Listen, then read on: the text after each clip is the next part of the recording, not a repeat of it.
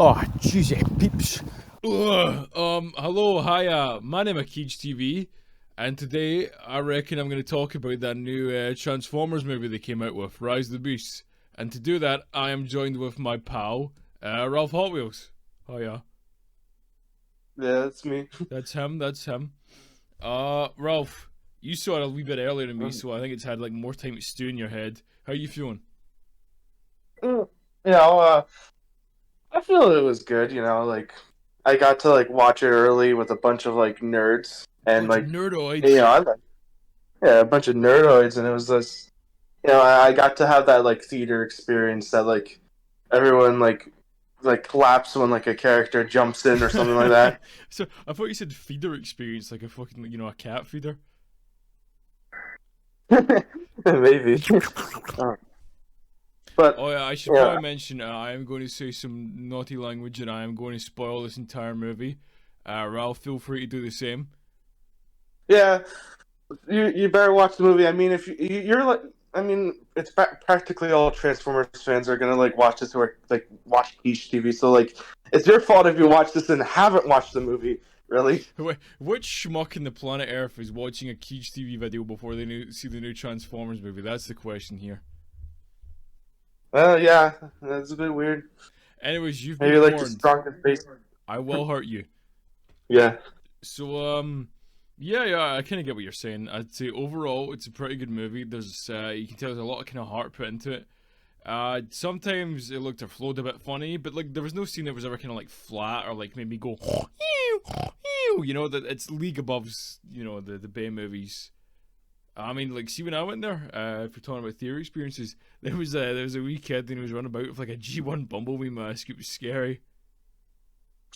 What? Well, yeah, when I saw him coming in when we were getting the tickets. By the way, Big Andy G, the co-founder of Despicable Memes, he was working at the desk. It was good seeing him. But yeah, when I was coming in, there was just a kid with a genuine Bumblebee mask on. It was the scariest thing ever. And then when the film ended, there was 8 billion, no, sorry, not 8 billion, but everyone was coming out, right? And it was just me and Peach. I went to go see it with Peach, by the way. We were just sitting there, fiddling our thumbs, fingering our belly buttons, and this kid was just running about. He was doing laps about the pictures when the credits were rolling. But you're a pretty big fan of Bumblebee.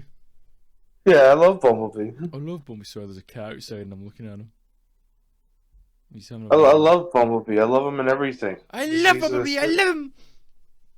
Yeah. Well, okay. But, that reminds me of how in mine there was a kid who with the mainline Optimus, and I was from Rise of the Beasts, and I was like, how did he get that? Was he just walking about with it? Yeah, he was just walking about with it in the theater, and not in the theater, but it was outside of in the desk where you get the tickets and shit. And I was like, how did he get that? You should have just and that was the only time I saw him. Beat him to death and stolen it. Fuck them kids. Yeah. So I'm thinking, right? Just to make sure if someone's short for time and they need the basics, right? What is this in the Ralph Bumblebee score? How much bumbleness does it have? How much bumbleness does it have? Yeah, well, obviously Bumblebee has a lot of Bumblebee, but how does this do compared to the other things? Okay, and in the Bumblebee scale, I would say it's I give it a 9. Is it a buzzworthy affair? It is. Yeah, it is a very buzzworthy affair. I don't think it's the greatest, because I would say for your Bumblebee, go watch the actual film that's fucking named him. But it's not buzztastic, but it is quite buzzworthy. It is quite buzzworthy. I feel like a PR manager. Hasbro PR trying to figure out names. We'll call it buzzworthy because it gives me quite the buzz. But yeah, just speaking again in kind of broad strokes, no scene's ever kind of flat. There's always a kind of flow to it, even if sometimes it feels a little bit weird for a split second. The action, I think, was pretty good this time round. Especially how they kind of messed around with settings and the characters, how they kind of interacted with each other. They're violent because they are evil kind of dangerous animals and warriors, but I'd say it leaves an impact without feeling like too annoying like the Bay movies. I would say it's just like way better, like cinematography and like choreographing than like fucking like the Bay movies. Because you know how the Bay movies have those like cuts and it's just like so many things happen at once. I think and it's just like obviously this movie is nowhere near as obnoxious as like some of the later stuff, right? But there were some kind of awkward moments where like it would cut to like something that wasn't relevant, like near the end it's like Optimus does something like important and cool, right? No, sorry, I'm getting mixed up. It's like Bumblebee does something cool, right? And then like Noah, like it's just a weird reaction shot. I'm going, ha, yeah, and then like it cuts back to Optimus, like back to the story. Like, was that one like split second of Noah going yippee? Was that necessary? You know, sometimes it kind of just feels weird like that. I guess it's just like they just wanted a reaction, it's like, you know, one of the characters, but live Noah reaction. Yeah, live Noah reaction. Yeah, the movie's telling us how to feel. It's way better than like how, like, you know, in the Force fight, it's like way better than like all the other like Bay scenes where it's like cuts and everything, like fights. But then there's like that one scene in the middle of the fight where Sam just looks afar, and it's like, so how does survive the cut and run floor? You know, like I don't know if anyone knows what we're talking about, but like go back while you're listening to this and maybe look at it. It's such a like Force fight in like Revenge of the Fallen. You'd see like the Force fight scene, but then there's just like a brief shot of Sam looking from afar. Yeah, I guess it's like, you know, it's the audience, it's to show the audience where he is, but like we kind of already know that, you know.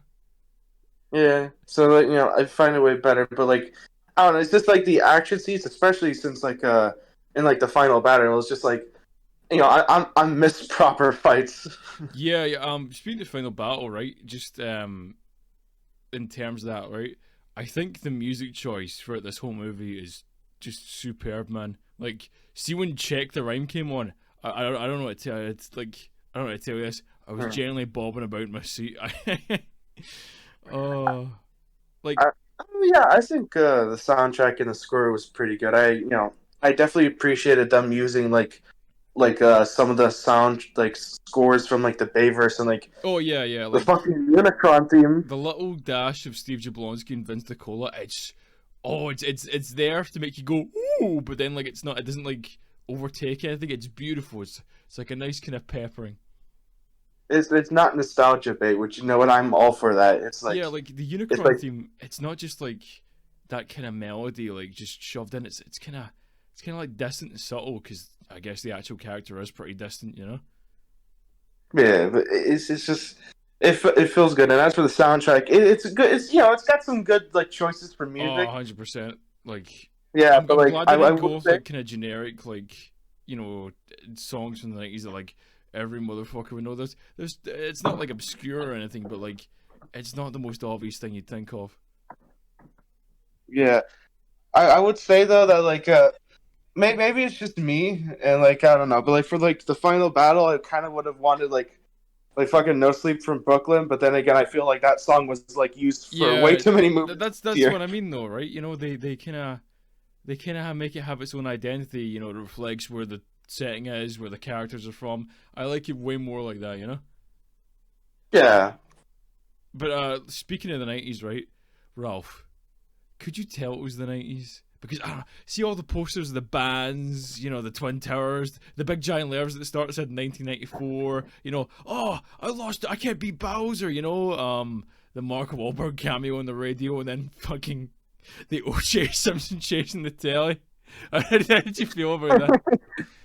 Yeah, I feel it's very obvious during the starting act, but then like once they hit Peru, it just like it fades away, suddenly fades. Yeah, and it was like. But like I just love at the start. It's like Noah's room, and it's like a big panic shot of like like everything from the 90s, and then like it's, you know, you forget about it, and then like he walks in for the job interview, and the guy it's not just like it's on the news or anything. It's literally happening live. The O.J. Simpson chase. did you laugh when that happened in the pictures? Because I think I was the only guy that laughed, and I felt really awkward. I wanted to laugh so hard, but like in the inside, it was like, if you laugh, you're going to get called out. So I just like giggled in the inside of me. I went, oh. But Oh, it was just so strange because like you don't expect it in a Transformers movie. But it's so fucking funny. I want to say this though, right? See, because we can see the exact moment it takes place, right? Does that mean like someone could figure out the exact timeline of this movie? Yeah, I guess so. For like your theorists, Yeah, you could like decide. yeah. If someone who has a scare amount of time in their hands, if they find like when no, O.J. Simpson's driving down the road and they're like, oh, 300 hours, let's see here, it takes place tonight here. You could genuinely figure out if like Rise of the Beast takes place over like a day or two, and like what specific dates in 1994. That Transformers Theory YouTube channel, get on it. Go on, son, get your theory. Go get your theory on. But yeah, I did feel the '90s stuff was like, it didn't feel like forced in your face, which I was like very glad. But at the same time, it was like, I wish there was a tiny bit more like during like when they hit Peru, because it just like stopped, and I was like, yeah. But when they hit Peru, it's like, correct me if I'm wrong here, but like it kind of just feels as if it could vaguely take place at any time. When they're up at Machu Picchu. yeah. But listen, I think I want to talk about this movie. Can I just go for like a chronological pace, just so it can kind of be cohesive? Like a funny nostalgia critic review. Ooh. Yeah, like a What were they thinking? But yeah, genuinely, like right from the start, I had a big smelly smile on my face when I saw like the Maximals all like coming out and like beating up that one Scorponok. Yeah. I think Botcon on Apelink, he's gonna go up in price for anyone who invests in toy robots. Keep a check in that. How did you feel about Scourge when he first showed up? Oh man. Okay. Okay. You probably for the viewers watching, you probably don't know because you're all like smelly. But I was the biggest like how could I say I was just very indifferent to Scourge when I first saw his design, because like how in movies like all like the villains, like let's say it's like a Marvel movie you're watching, and like the villain is big, gray, and has like a bunch of armor on, and he's like talking slow, and he's like, "I will destroy the universe," or something like that, right? Your butthole. Like just it kind of there's no kind of color to it. There's no kind of like Yeah. not to like generalize, but like these kind of bad guys. Gray, black, evil bad guy colors, maybe a dash of one specific color, but there's not much to make an impression. What do you feel about that? Yeah, it just didn't latch onto me, and I'm like, I hate those designs because they never like get the aspect of like what they're supposed to be, right? And when it's usually in a bad movie, it makes a forgettable character. And like I was so worried for Scourge that he was going to be like Bay versus Megatron or any of the other like Bay villains, and like finally watching the film and finally get to hearing him speak and like hear the funny little short man speak, it was just like, oh my god. Is that what we're calling Peter Dinklage? I mean, he is A little bad off the like, telly. no offense, but it's just like, it was just so good like hearing him, because like he's like a friend told me this, but he's like the Grim Reaper of the Transformers, and I was like, oh yeah, he is kind of like that. That's fair, I suppose. That's a good kind of comparison. I'm gonna be a dick here, right? See when Scourge shows up and it's that beautiful shot of him like amongst the tree line with that big evil red glowing chest, and like the score like blooms, right? I'm feeling it, right? I'm like, ooh, right? But then as soon as he starts talking, I'm like, I just really don't like his voice over real feel. Like something about it doesn't feel right. I just really expected him to sound different. I mean, I don't know. I felt his voice like fit. He's a lot more cunning, Hello, snarky. Prime, I'm going to fucking behead you. It's maybe add a deepness filter to that, but like that's pretty much what he sounds like. I'm gonna sound like a real fucking dick here, but like he kind of just sounds like a Transformer stop motion YouTube villain. It's Little me, Billy Scourge stop from motion. Transformers: Rise of the Dark Evil Matrix or whatever on YouTube. Watch it. But it's just like I don't know. I liked his voice. I liked and the way he acted in the film was like very good. But like I will say though, like since we're talking about the start, I kind of wish that Ape Link fight was a bit more, Oh yeah, he just stretched. decks him, which, to be fair, I think for like the first 10 minutes of the movie, it's understandable why, Scourge would just body him.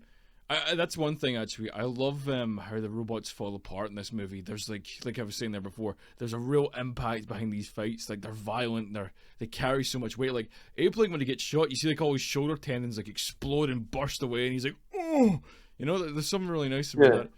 Not like gorillas getting murdered. I don't like that, but just knowing that like they put the extra bit of effort in to make it look that nice. Like these movies, we're kind of been ragging on the Bay movies a little bit, but like the Bay movies, they still look so nice. Like, oh, they changed the character designs, but I mean like just in the way like the kind of CGI and the compositing is, they really do like just hold up, don't they?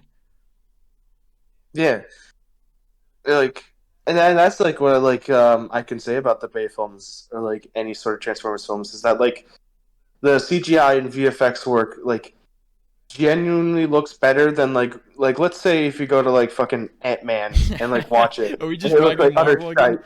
Ant-Man and the Wasp.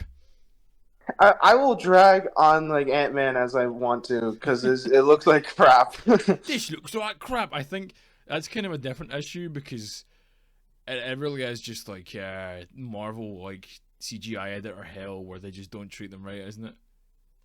Yeah, I feel the opposite with like the Transformers films. Oh yeah. Bumblebee, like even though you can kind of tell it had a bit of a smaller budget, didn't it? Bumblebee still looks pretty good. Like considering it was how many years ago now? 4 or 5? 2018 was a while ago. Oh, it was. I thought it was 2019 in my head. It was like November 2018, wasn't it? Yeah. Okay, I just want to make a quick few observations about Scourge, if that's alright, because I only kind of talked about his voice, not his character, right? The symbols on all over his armor, that's beautiful little visual storytelling. I know it's just simple, but I really like it. The emblems on him, right?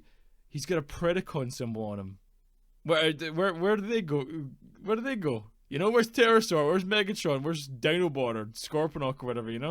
Well, I guess Scorponok showed up, but like it's not him. He's just a background character, but like, I mean, like they snuck so many secrets with him because he's got a mercenary I was symbol. Gonna say, mercenaries. He's got the record. Who the fuck get hired to get in a scrap with Scourge? What did they get paid? They got Scourge went to the mercenary base and just wrecked them all. He went to some pub and just massacred them. Yeah. But oh no, go on. He's got a fucking elite guard. He's got I'm pretty sure he's got elite guard. He's also got they killed Fleck.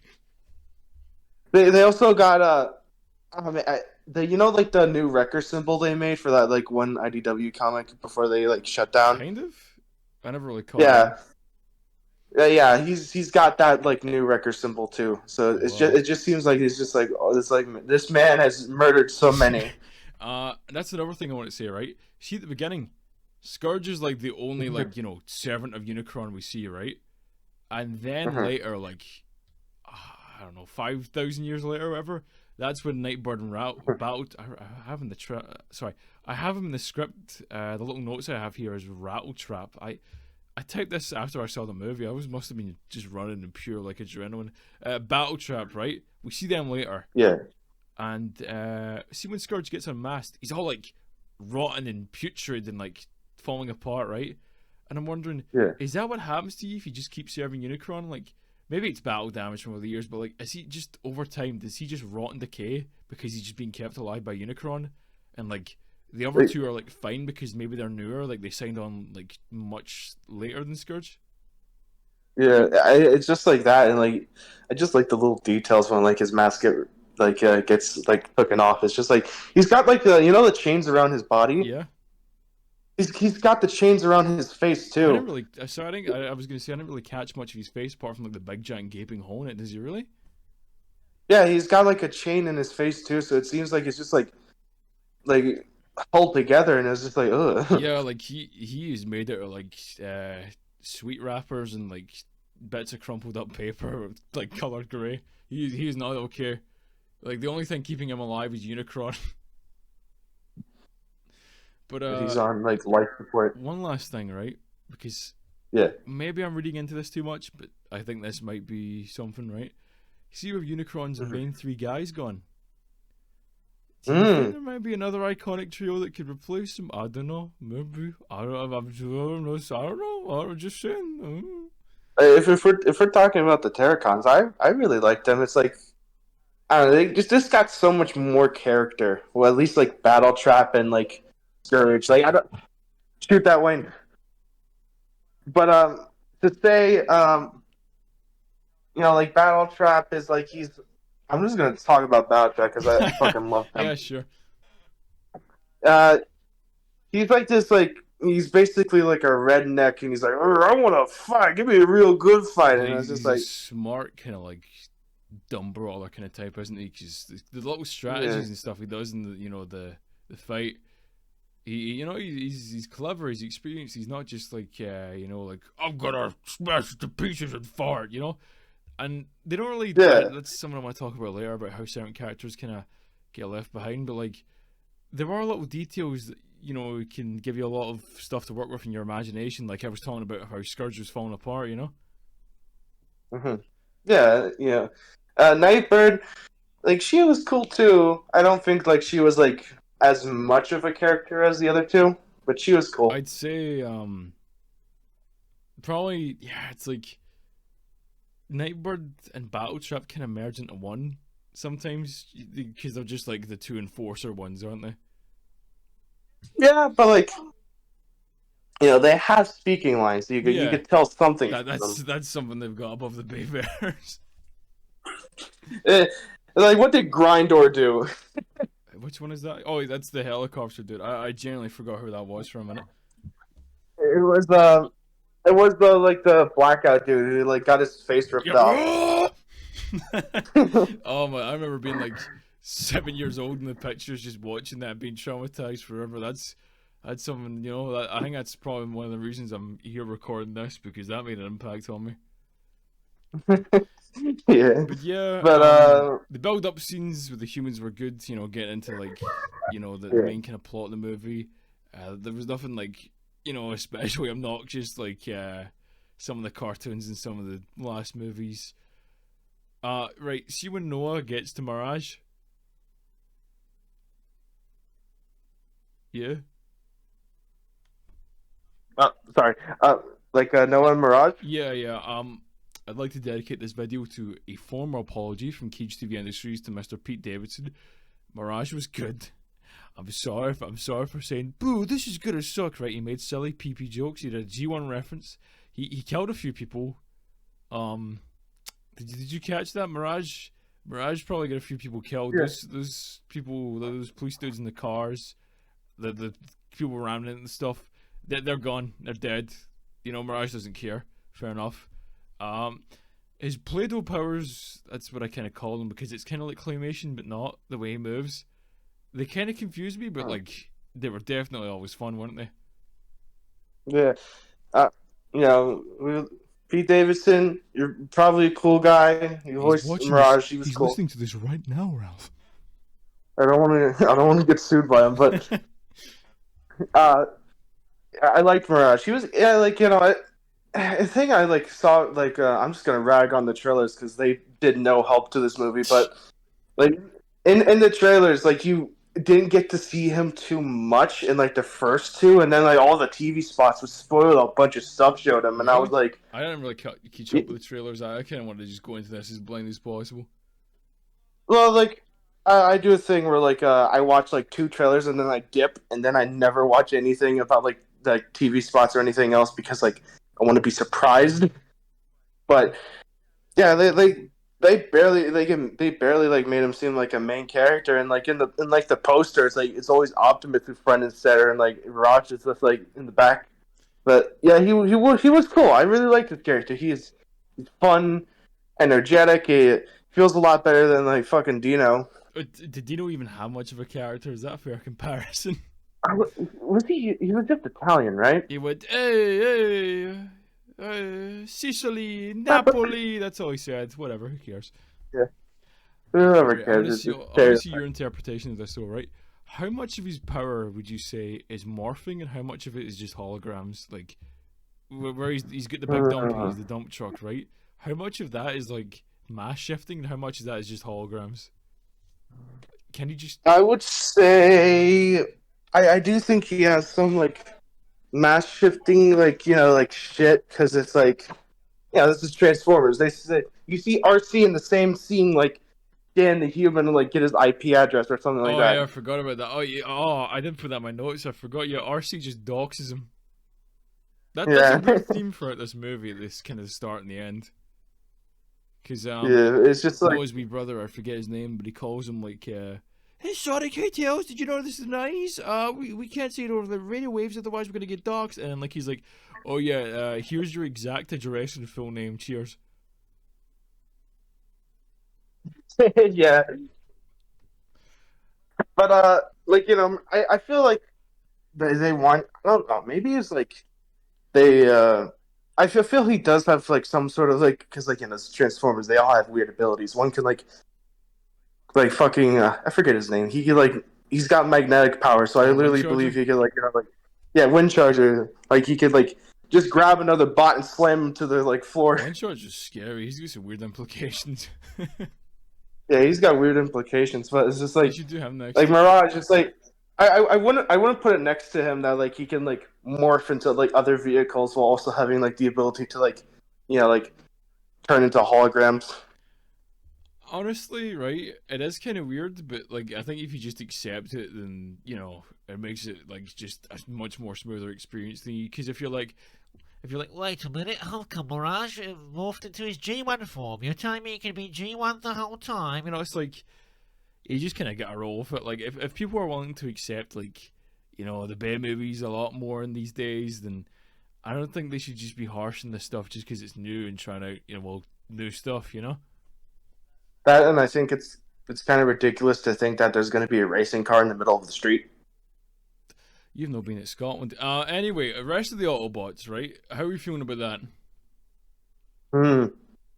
Can we talk about Optimus for a solid minute? Of course, yeah, because he's like the main guy, yeah. Can I say this is probably like the first time we've gotten like a good Optimus like in live action? What do you mean by that?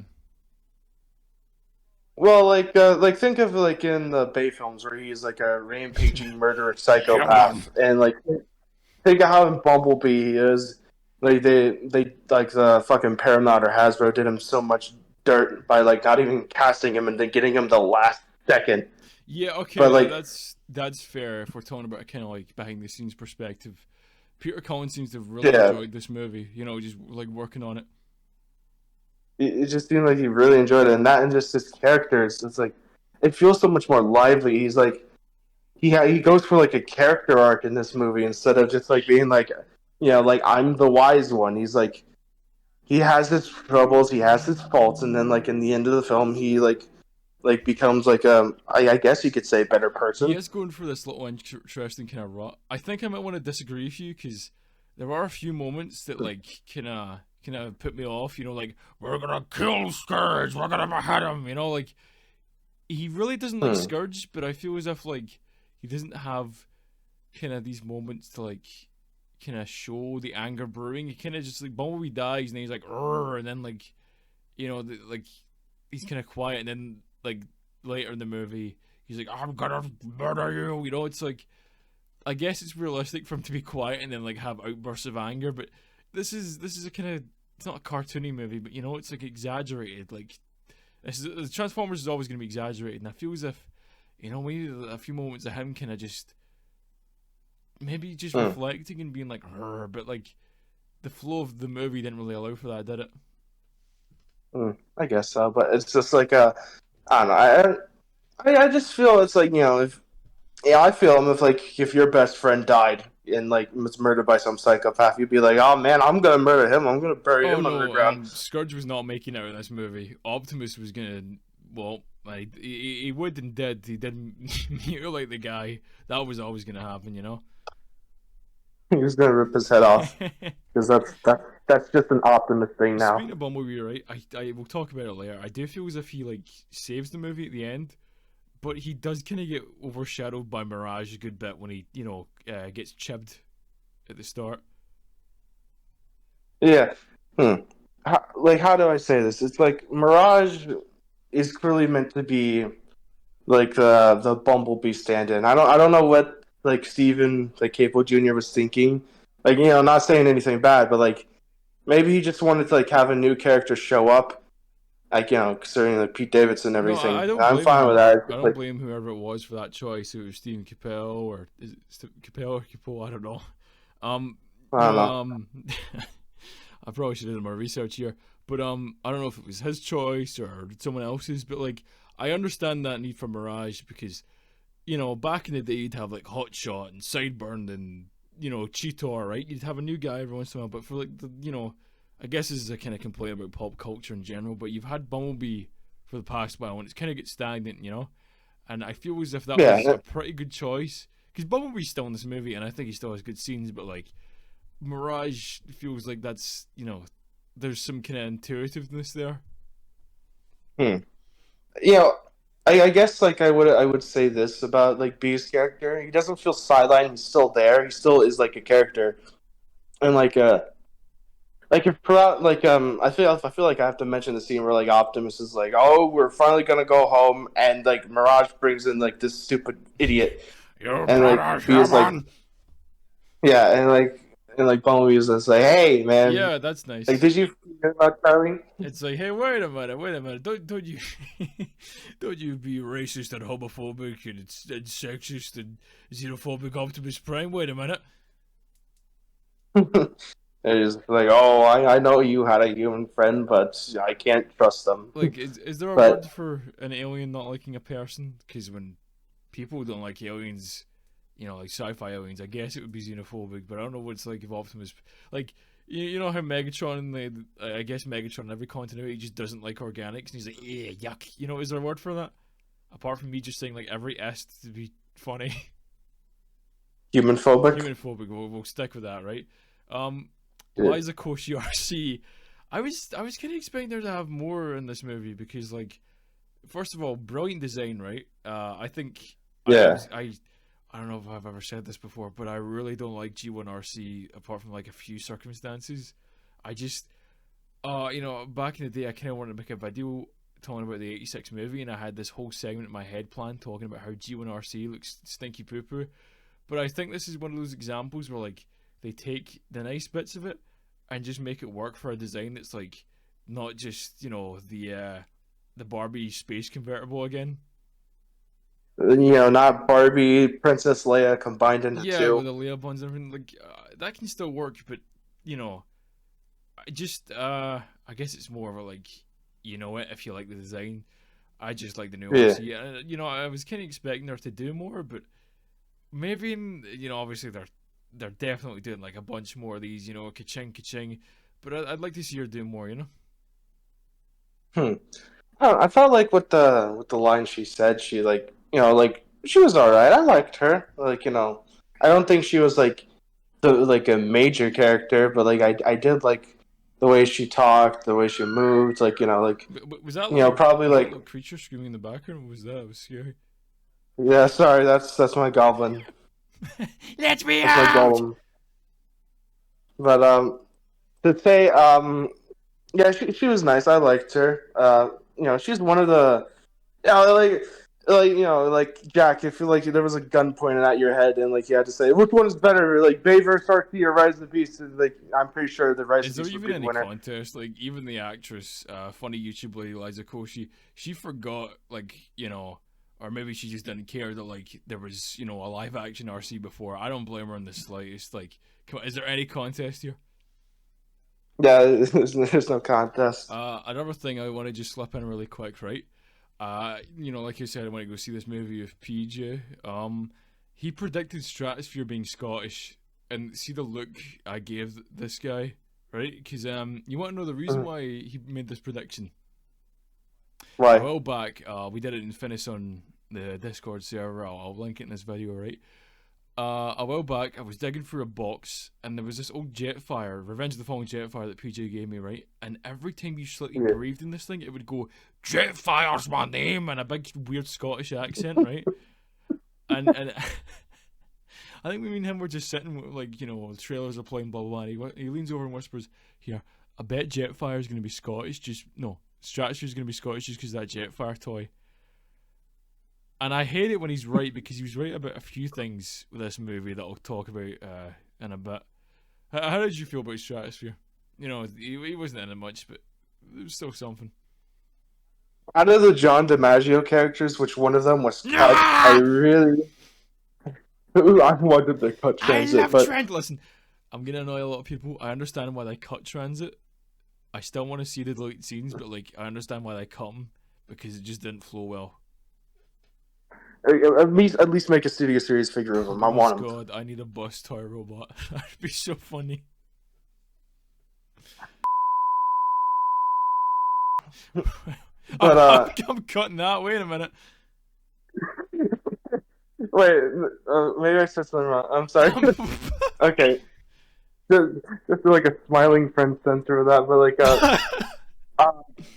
but basically, you know, like, at least give him a studio series toy. But with Stratosphere, I don't know. I really liked how like, you know, he was like vibrant and he was like old, and like I like my oldies, like my cups, like my ratchets. We do love Cup here. We give him big kisses. And so, you know, like, having like a character as that, and he was a jolly old, like, Scottish man from Glasgow, and like, I like that. Another thing, right? If we're just kind of talking about the little minor characters, right? I really like the little kind of dashes of horror elements they had with the freezes. Yeah, fuck you, Goku. Oh! Yeah, like chasing Noah and Alina. Like, there's something really nice about that, isn't there? Yeah. Okay. You know, like, for all the viewers here, I'm a big fan of horror. I love my horror games. I love my horror movies. I love it when things are macabre and scary. I love it. So, like, just like seeing like Freezer, like, look at his design as like, oh, he's like a creepy little dude, and like seeing in the film, he's rummaging and ravaging and like praying, and it's just like, oh god, this this little creature's scary, and like you know that scene, I forget the female character's name. I'm sorry. Yeah, Elena. When she was like standing against like the wall or something, and Freezer like started like looking at her, and you don't know if he was gonna jump out or not. It was like, oh my god, he jumped out. They mess it up because like she you know, it's like you see him in the background. He just does a slow little turn like a little hunter, right? But then she starts running, and it smash cuts to a different shot of him jumping out. Like, it ruins the tension, that cut. You know, like, I feel as if Transformers is so ripe for like some scary or even just thriller stuff, right? And they need to do more than just dip their toe in it, because like, these giant evil robot warlords are scary, right? Like, we've kind of seen it before with like the big driller bot in Dark of the Moon, and like Barricade, like, you know, like shouting and screaming in Sam's face in the first one. Like, they are freaky, they are scary, they're war machines that are immortal and running hatred and violence, right? Like, more of that, please. Yeah, it's just like you know, like going through and rummaging and stuff, and I just want more of it. So like, it's good that there was 2 like Freezer horror scenes, and I like that, and I'm gonna get a studio series figured out. Actually, yeah. Speaking of Elena, right? I am very happy that, like, see the kind of like historian or like lore explainer of the group. Like, she actually has an important part to play, and it's not like Anthony Hopkins, like, literally walking like Mark Wahlberg with his big jaw agape for like some weird museum going, this is the history of the Transformers. You know, like Elena, she you know, from the start, she's ingrained into the plot. She, you know, she explains stuff, right? One thing though, right? You know what I don't get, if we're just talking about like the kind of the plot and stuff. You know, they make a note of her drawing the symbols in her hand, right? And then there's the scene where, you know, her bag is about falling to the big Mustafar evil like lava stuff, right?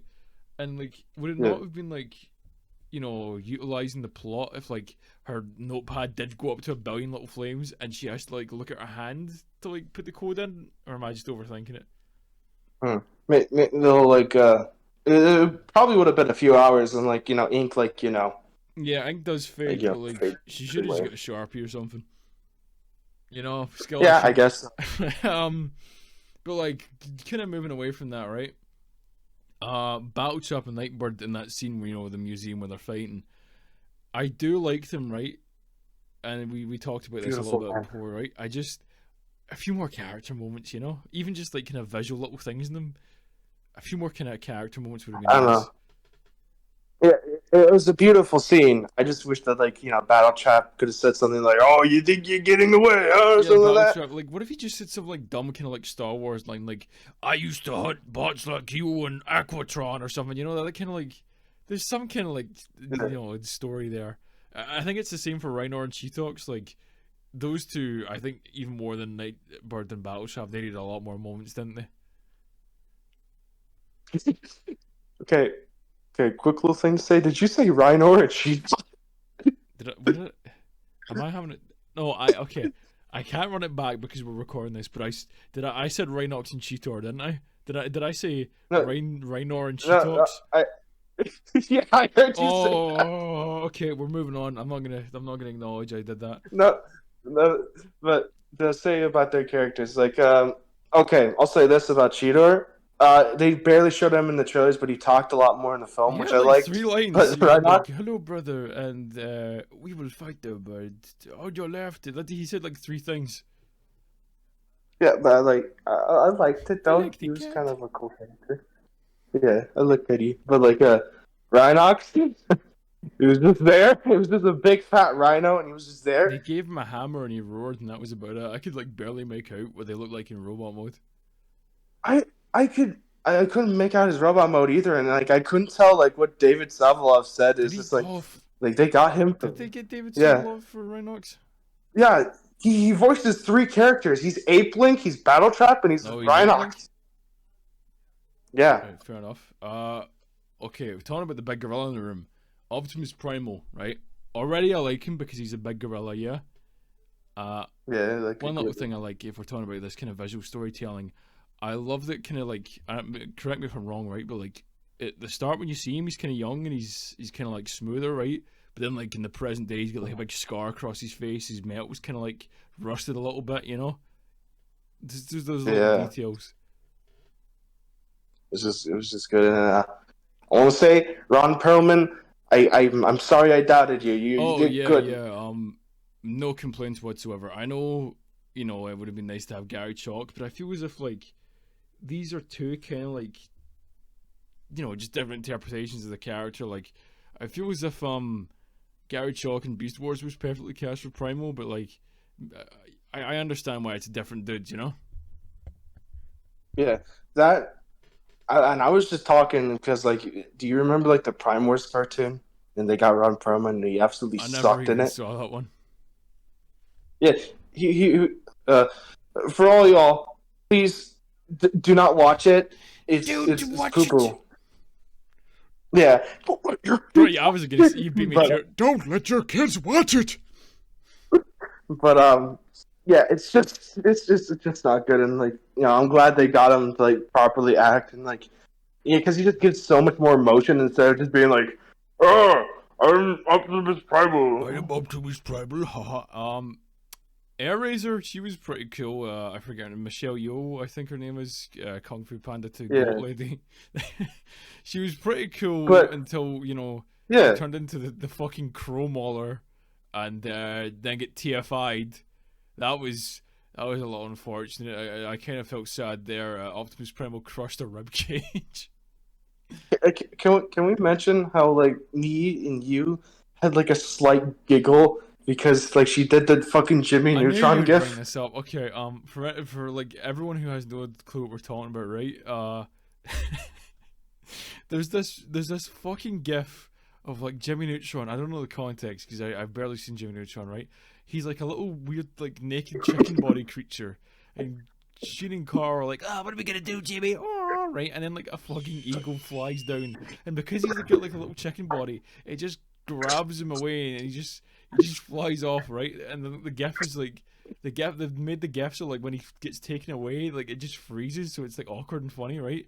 But then Ralph, because we kept posting it in the Keej Republic and stuff, he added audio to it, so we're like, it's just this quiet void apart from an eagle going, "Nee!" and then like a child screaming, and then it's just silence. And then the day before I went to go see this movie, Ralph says, "Hey, Keej, you know, the Jimmy Neutron gif is in this movie."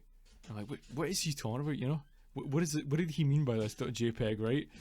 And I watched the movie, and I swear to God, it took me a second to register it. When it happens, I just had a big fucking like, cartoon smile on my face, but in the inside, I hated you so much because I instantly knew what you meant.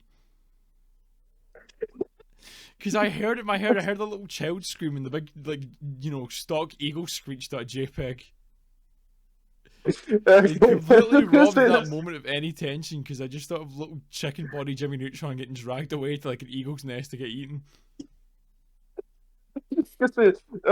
Jay, like you're in like the Keej Republic no, and then like involved now. and everything. Yeah. He made a stop motion of like the GIF of the eraser from Rise of the Beast. Catch that. Yeah, he predicted it. I saw He it for the predicted past it. few days. Did he like predict it?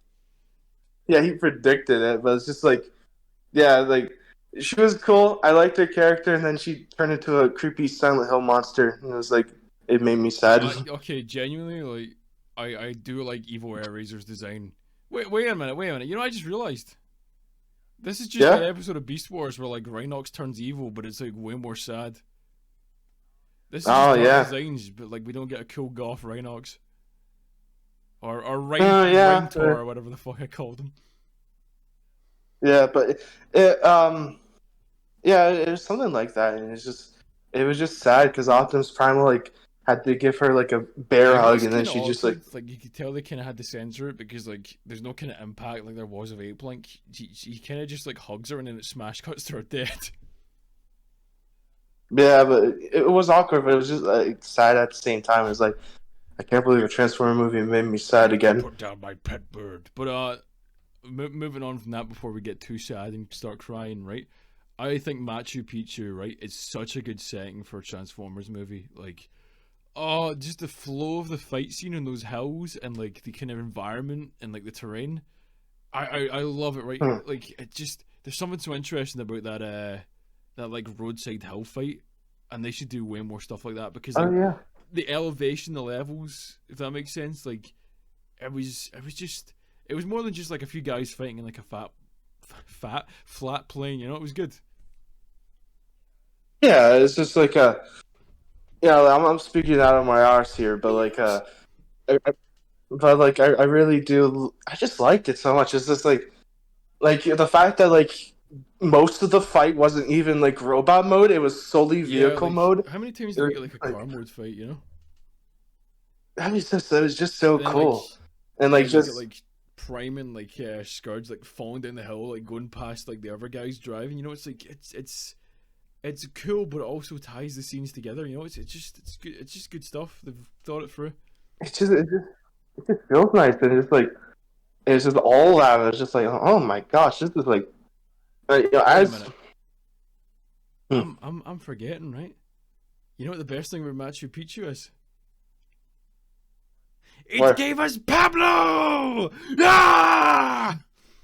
Yeah, we forgot to talk about like it's time to get controversial, people. No, there's no controversy. There's only the truth, and that is that I love Pablo. I love Wheeljack. I love him. He calls Noah racist. It's great. Yeah, okay. I didn't laugh at that scene, but then again, it's like, you know, clapped and saluted and cried. Personal preference, I guess. But like, I'm not talking about Pablo, all right? Because like, I have a long history with him. But he's only existed for like a year or so. I know, but like, there's been so much like lore added that like I have to talk about him. So. Like it was day one since like the figure got leaked and we saw his design, and like everyone like blew up, and like including me because I was not expecting it. It was just so underwhelming. And then before you know it, like there was like this like there was this like sort of hashtag on Twitter that people like started. Let's change it. Let's change it. Come on, Transformers fans. I don't want to get too angry, right? But, like I hate like this whole premise is why I have that kind of like catchphrase where I'm like, oh, I hate Transformers fans, because it's like that's all this started because someone stole a toy. And then they'd never seen the movie, you know, and the movie was months from coming out. Some guy stole a toy from Vietnam, and then there was some bullshit delusional Twitter hashtag going on about a movie that was like in development hell. Like, oh, just what a headache. The more you think about it, the more angry you get, you know? Yeah. Maybe it's just me, but like for a while I was a bit angry. Because, like, you know, I was just like, oh, this is not Wheeljack. Maybe it was a bit stupid of me, but I also, like, participated in that, like, You hashtag. silly Billy. But then, like, yeah, it was a bit of a silly Billy moment for me. But then, like I just want to shout out that one person who made, like, a 30-plus Twitter thread on me, just dunking on me and hating on me. Specifically? What did you do? It was solely on me. You forwarded about and said, I don't like you're now allowed to not like this new Wheeljack, right? Because I think there's people who don't like the movie designs, right? That's fair enough. Like, you know, I don't like how Bone Crusher looks. I prefer G1, right? Fair enough, right? But like, what I don't get is the people who are like suddenly shocked that the movies are changing the designs. There's something just so frustrating and like, just, you know, you're not keeping up. Like, you're shocked that like Wheeljack looks different and is a different character. Like, where have you been for the past, what, 15 years, you know? Did you forget that, like, Dark of the Moon where they, like, made him Einstein and did that vaguely racist, like, thing with him? Wait, how racist? What happened? Jack, What? they killed him off in, like, a sort of genocide. Oh, okay. You know, I that's how much I remember that movie. I kind of see what you're saying there, right? Oh yeah, see that's why at the gate Pablo was trying to right wrongs and he was calling Noah racist. You know, he wasn't taking any shit. he was done with it. But like, okay, I'll say this. From what I saw of his character, he was fine. Like, I didn't really mind him. Like, you know, and like for all you Pablo haters who are like I know there's one person in my server who was like, after he saw Pablo, he was like, I'm not watching recipes. Yeah, I'm just gonna say this. He's not really that much in the movie, so you don't need to worry. That's the thing. Like, all this noise and buzz about him, and like he's kind of just a supporting character.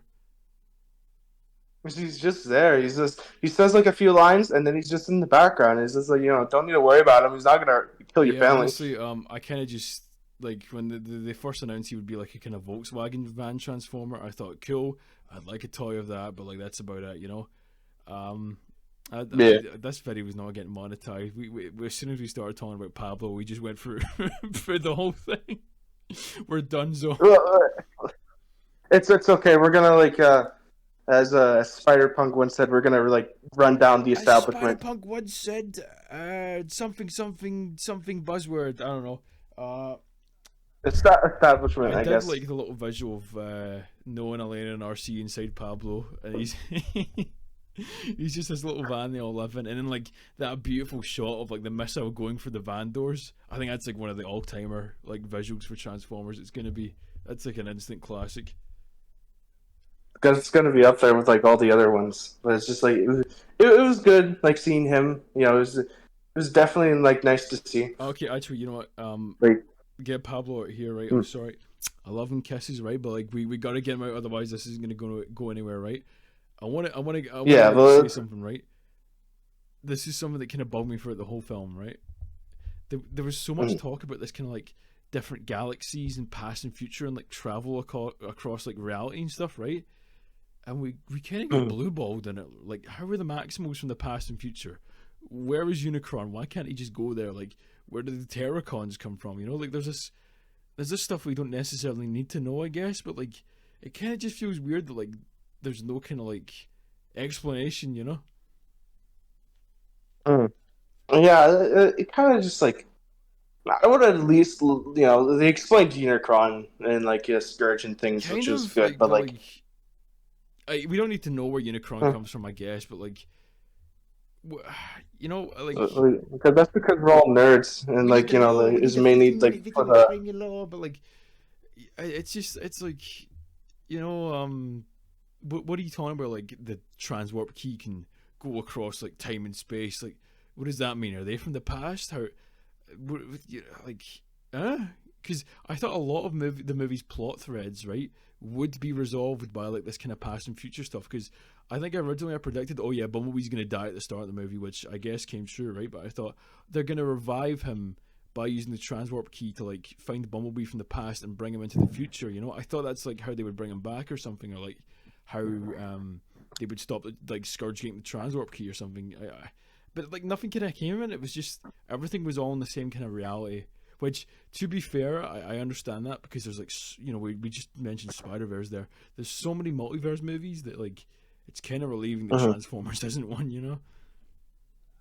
Yeah, I you know, it would have been cool if like before Spider-Verse and all these like multiverse nonsense, but like now that we're like in this age where it's like people are like, they're like the multiverse is cool now. It's like, you know, I saw like a multiverse like advert in like a Coca-Cola or Pepsi ad or something. That's when I realized just it's Jover, you know. Like as soon as Spider-Verse 3 comes out, it's wrap it up. We're Jover. It's done. Yeah, but it's just like I'm just saying, it's like, yeah, I'm glad Transformers is like, you know, it's a cool idea, but I don't want it to like be the main thing that's known for Transformers. So I'm glad they're just like not doing that. Yeah. The only thing I will like though is that like Unicron's a multiverse like singularity. I'm pretty sure that, like they said that. I didn't like there's like a character card. They didn't say that in the movie, but like I'm pretty sure it's implied in the film that and like there's like a little character card which like literally says he's a multiverse singularity. Yeah, true. I guess, but it's just like I choose my Unicron. But speaking of like, yeah, since we're talking about it, maybe we should talk about Unicron. Yeah, fair enough. Actually, Unicron. Right, how are you feeling about him? Okay. Okay, I'll say this as somebody who's like you know, I love Unicron. Matt, like little 10-year-old me watching the '86 movie is just like, oh my god, this guy's huge, he's scary. But yeah, but I will say that like I'm so glad they not made him like, you know, like the big bad main villain, and they're like saving him for another movie.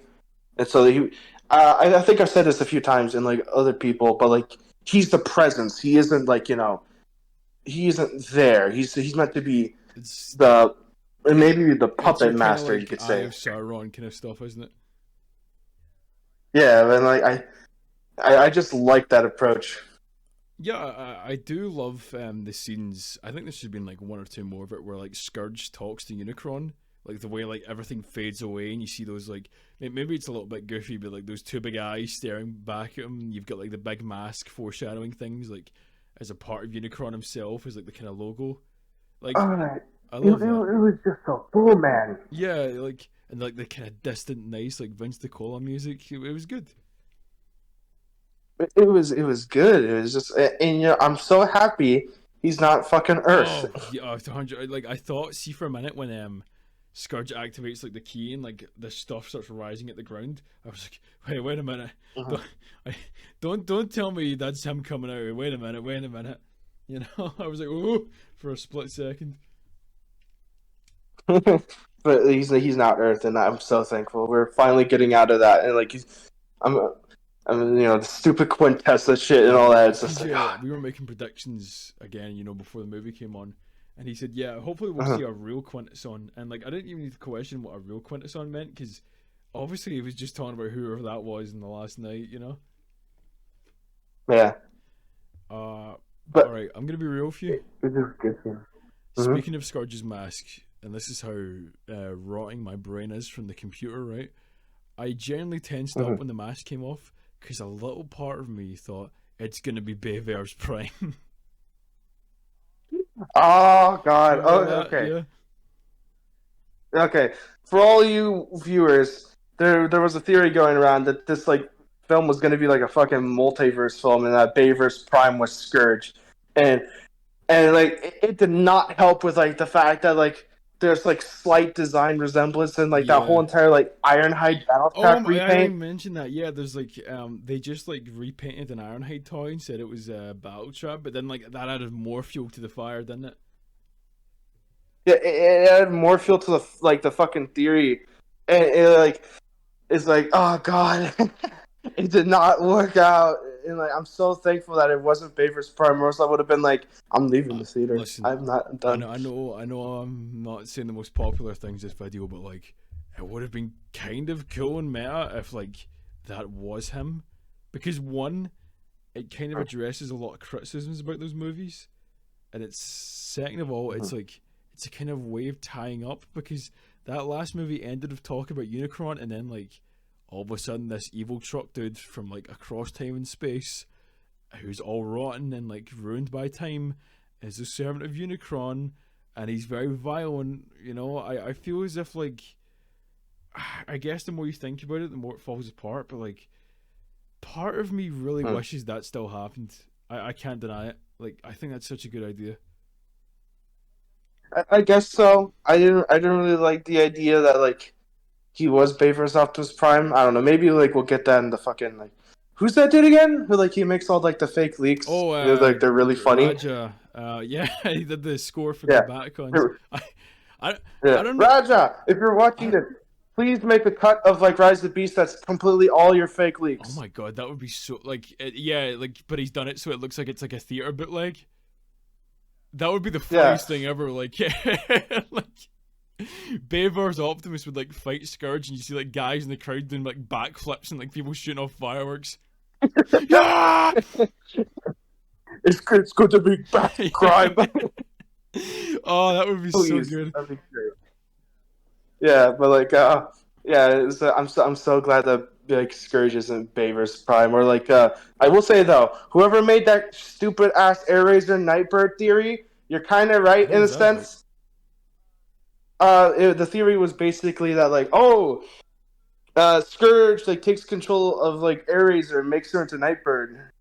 Is it just because Which she has was, like- bird in her name? Yeah.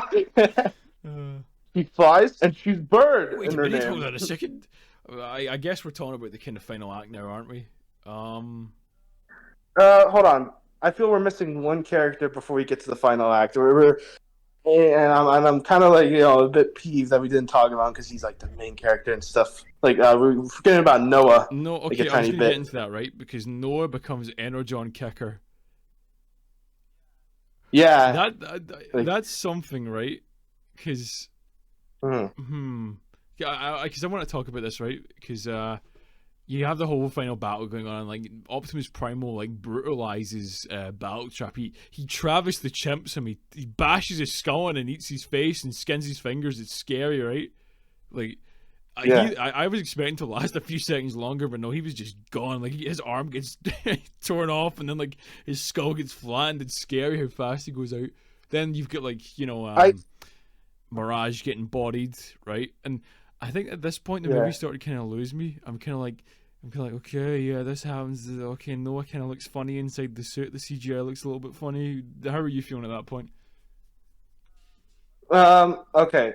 For the Battletrap death, I would. Okay, maybe this is just me and my like sadistic brain, but I got like a bit of a John Wick type of feel, where it's like, I don't know if you watched any films, but there's one where he gets a pen and like he like is about to shove it in a person's eye, and I was like, oh no, man, don't do it. And I felt that when like the battle. I felt that with like the Battletrap like rock death. It's like, oh man, don't do that. Wait, no, I thought it was his wrecking ball he gets his skull smashed in with. I found this big rock. What it was. Fuck you! And it's just like I was so expecting them to like show Battletrap's like Cybertroning guts and shit, like Ambulon. Brain splintered. Yeah, it's like, but like they didn't do that, and I did do like a little but like with Kicker, it's not his name, but with good old like him like getting his suit and everything. I did like that. Like it was cool. It's but like I really, they're still trying new things, and like Mirage becoming like the suit.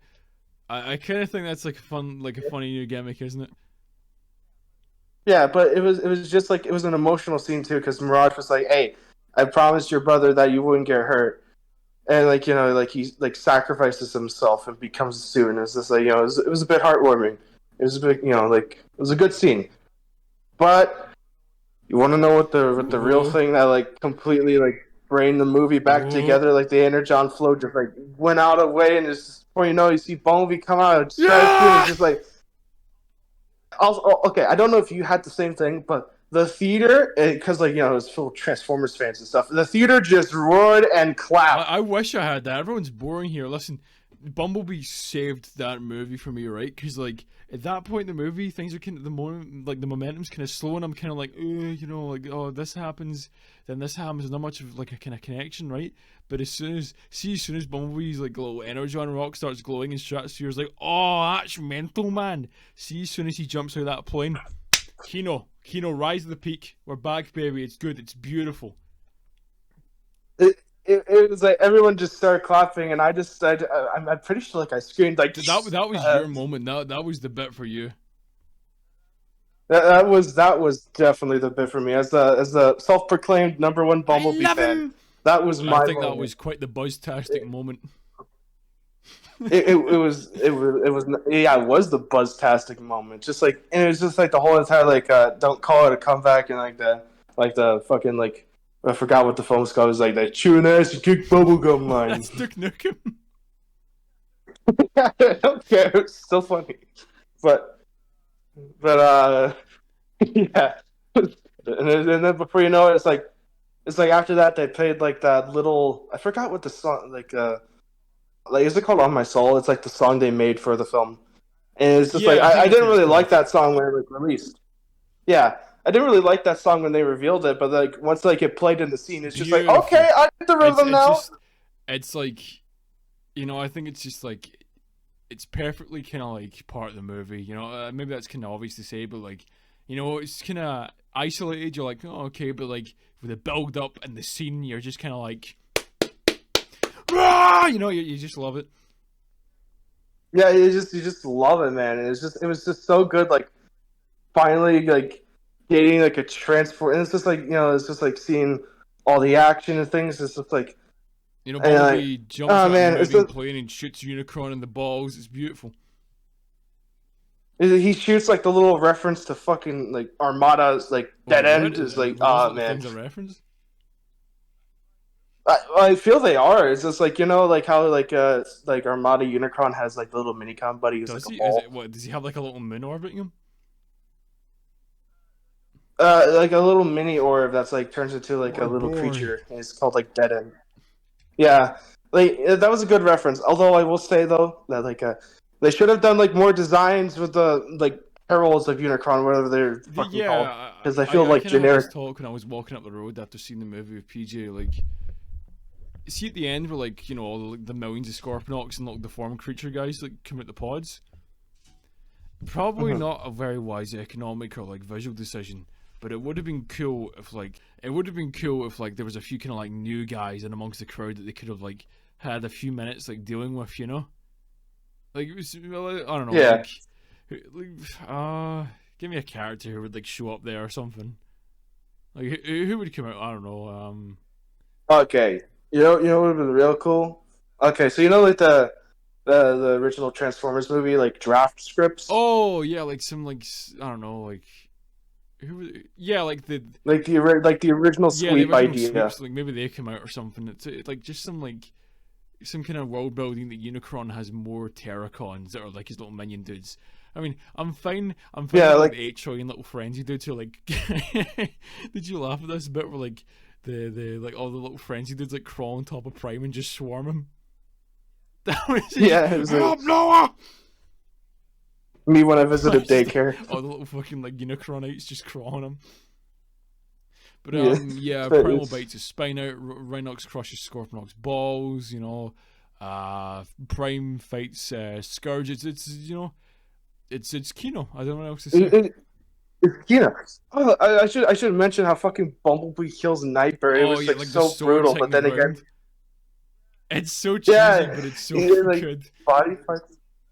It's so good, and it surprises me that Bumblebee has like the most brutal kill count in this like new universe. Oh I never thought about it. He like chains like battle cat like fucking drop kick and like rips him apart, and then he gets a whole entire boat to fucking kill like it's like my little man's brutal. Yeah, like he has Dropkick fill his internal organs up with chains and then has him pulled apart in like a split second.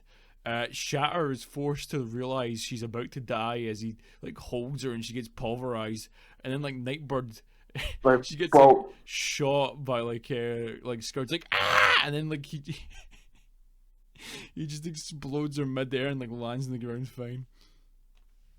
Yeah, it's just like he's brutal, and it was just amazing seeing that, and it was super. Okay, maybe it's just me, but like the way that like, and maybe it's because I like little moments where like characters like speak, but like having Optimus go like, "Oh, this is for a friend," and ripping out Bumblebee's like Autobot badge. That's another kind of moment where it's like it's kind of daft, but you're like, yeah. This is my friend. Yeah, exactly. He just, like, mutilates his body. He just mutilates them, you know. He had it coming. A big giant lava waterfall beside there. What the fuck? You know, it's Unicron shit. We have to make it evil. You know, Unicron is like he's very into lava thing, shit. Yeah. But yeah, Scourge, it's his aesthetic. I can't remember. My memory's kind of fuzzy. Did Scourge's body just get like melted, or did he just like kick him to the side? I'm pretty sure that like he like, considering that I saw the film and I got like a huge brainwave of like memory. He like pushed him into the lava thing and like got a bit of his like body like submerged in it, and it was like I'm pretty sure you could see like a bit of it's mangled up and like, you know, like molten. And he just straight up like gets the thing and just like rips his head off. Because I was curious, like, does Optimus Prime even leave like an inch of him left, or does he just like pulverize him? Just pulverize him, man. God, I was harsh to him, and I didn't realize, you know, he was gonna be gone too soon. But yeah, that's a little funny Bayverse reference where he rips both of Scourge's arms off and decapitates him. Yeah. Okay. I'm gonna say this. So I'm pretty sure that's just gonna be an Optimus thing from now on in the universe, where he just like decapitates the villain and just like rips their head off. That's just the DNA of these movies now, isn't it? Like, if you are the final villain in a Transformers movie and Optimus Prime is in it, you are so fucked. Fucking run. Agonizing.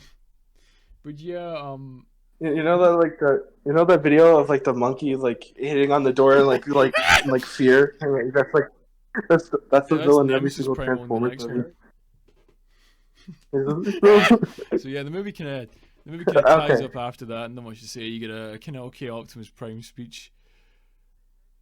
Maybe we should like mention like the little Unicron like oh Optimus, you should like obey by me type of thing. And he says, "Oh, then die." Oh yeah, okay. That's I like that little bit actually, because that's kind of what I was complaining about if the other characters didn't get as much. Like, that's a little kind of nice moment from Unicron. Like, he kind of bargains and he kind of like manipulates, but then like Optimus is just like, "I don't like you, die." Which, no, that's fair. Yeah, and then like there's a little thing where like Noah and like Prime will like save him, and then there's like the what was it? Was it Till All Are One? He said one, but it doesn't really have as much impact because it's not pure Colin saying it, but still, it's a nice little moment of the main kind of three guys' arcs tying up, isn't it? Yeah, and then we like get like the Peter Cullen speech, which was great, but then like all of a sudden like it ends. And I was expecting the end credits, and then before you know it, fucking Noah gives a speech. There's no. That was pretty cool. Does, yeah. Sorry, I thought you were going to talk about a different part of this movie that ends.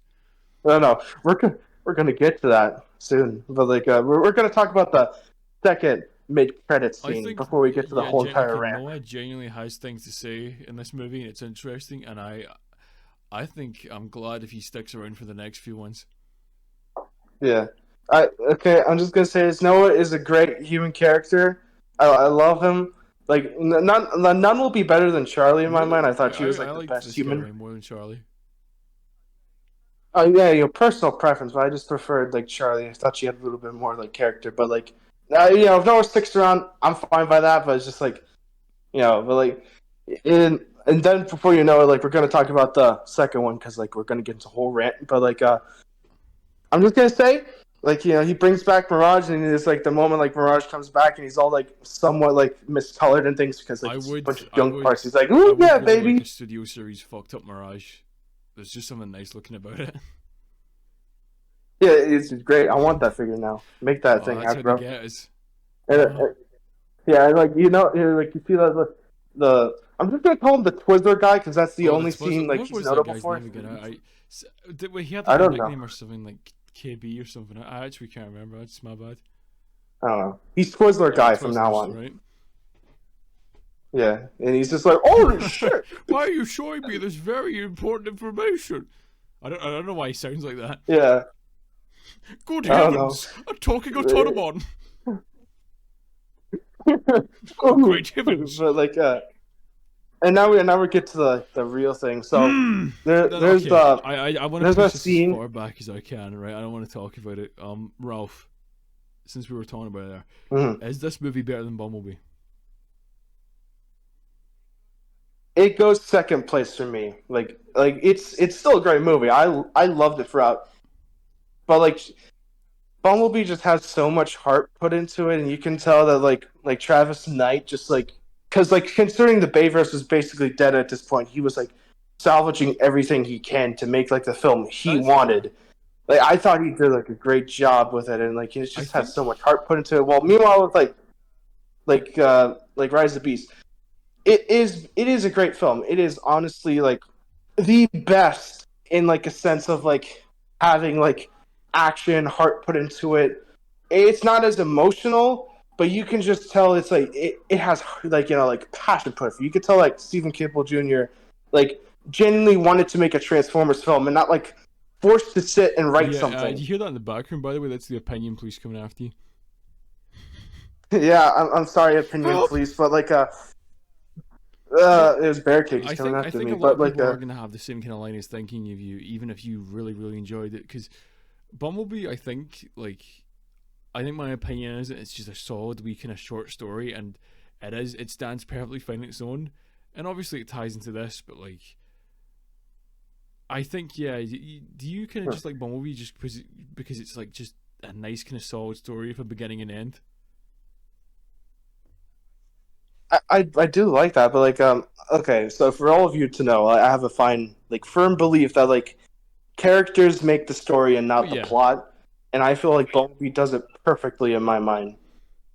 So you know, it's just like all the emotions and everything. It's just kind of like the emotional story too, isn't it? Which you don't really get as much here. It's like I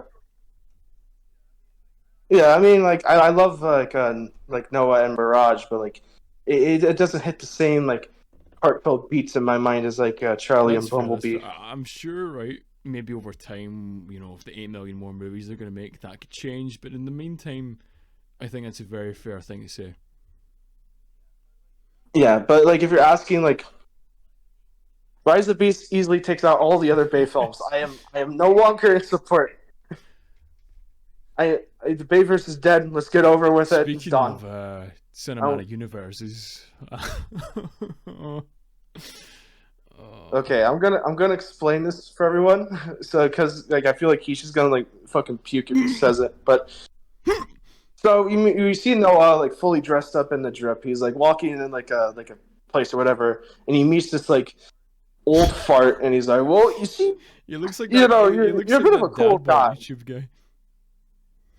Yeah, he looks like he looks like that, but to say he's like, you know, like, "Oh, what are you doing?" He's like, "Oh, you know, I do things. I do lots of things. I went to like international and like visited places." And then he just like fucking doxes him. It's like, "Oh, you went to Peru, right?" What I meant, like how there's the doxing at the start of the movie, then at the end where he's just like, "Oh yeah, you went to Peru, by the way. We've been monitoring your radio traffic." And then I'm sitting there in the seat. Yeah. I'm like, wait a minute, Sector 7? Well, because, yeah, I guess they were in the last movie. Yeah, fair enough. And the wall opens up, and you see, yes, the secret wall to his Batcave opens up, right?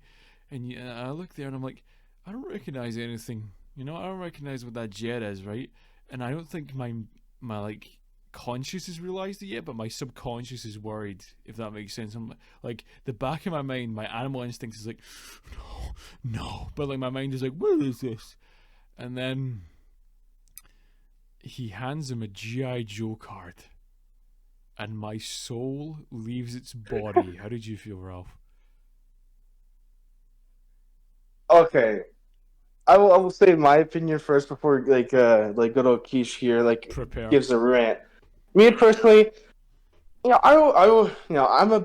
not the biggest GI Joe fan. I do know my stuff. I do like the series a bit, but I always felt that GI Joe and Transformers go hand in hand because it started as its roots with in Marvel comics and even in the cartoon to some extent.